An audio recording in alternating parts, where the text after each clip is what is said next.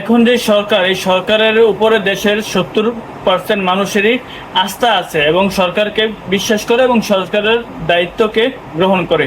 কিন্তু সমস্যা হয়েছে এখন যে বিদ্যুৎ এবং জ্বালানি গ্যাস, এলএনজি এই সংকট নিয়ে। দেখুন, এটা একটা বৈশ্বিক সংকট এবং গ্লোবাল পাওয়ার যেই সমস্যা, এটা বিশ্ববাজারে জ্বালানি সংকট দেখা দিচ্ছে এবং বিভিন্ন দেশে যুদ্ধ অবস্থায় থাকা বিভিন্ন সংকটের কারণে দেশের পরিস্থিতিটা স্বাভাবিকভাবে অন্য সমাজে কারেন্ট, গ্যাস, বিদ্যুৎ কিংবা জ্বালানি সংকটটা দেখা দিচ্ছে।